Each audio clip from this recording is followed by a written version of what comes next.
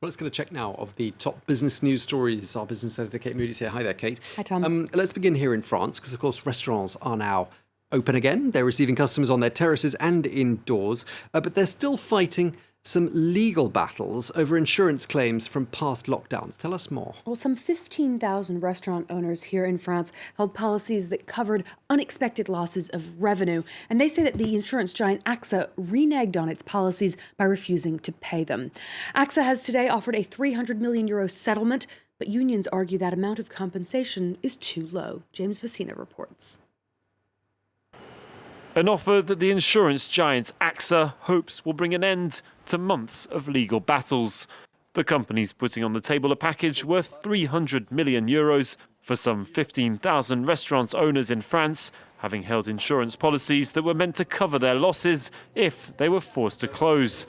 But AXA had until now refused to pay out, arguing the contract didn't apply in the case of a pandemic, leading to hundreds of owners taking legal action, many of them successfully.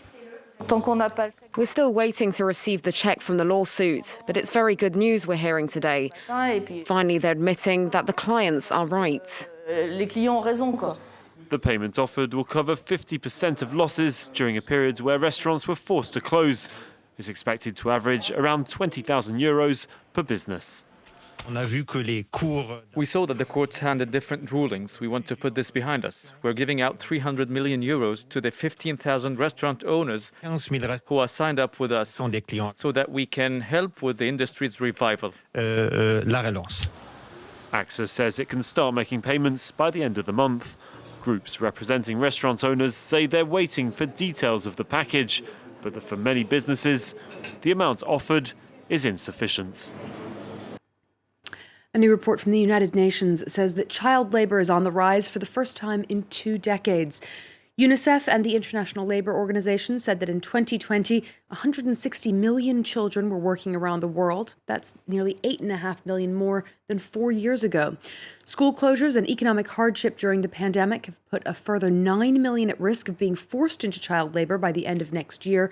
And without adequate social protection, that figure could be significantly higher.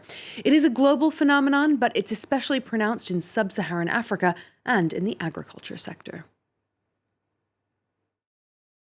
Almost half of these children, that is 79 million children, are working in hazardous child labour.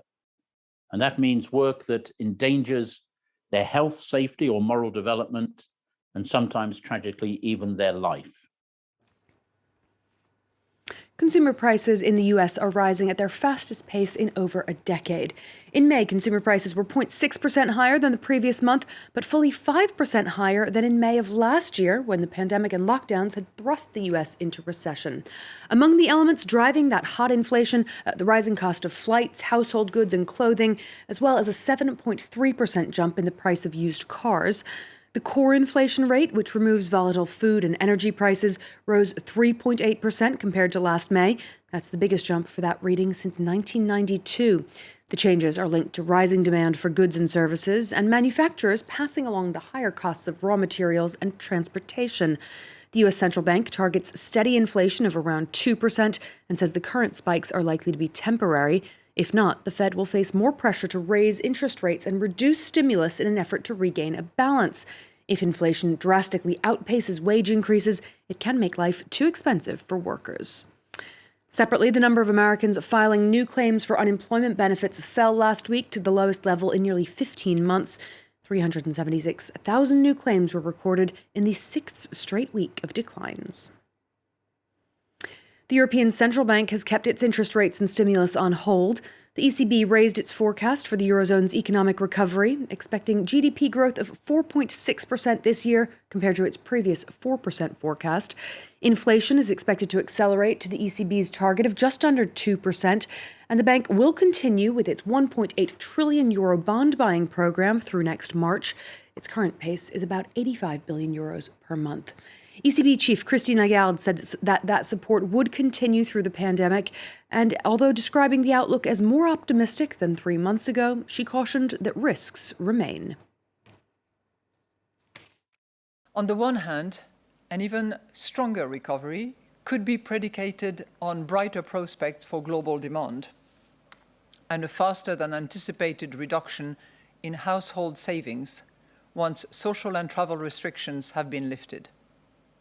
On the other hand, the ongoing pandemic, including the spread of virus mutations and its implications for economic and financial conditions, continue to be a source of downside risk.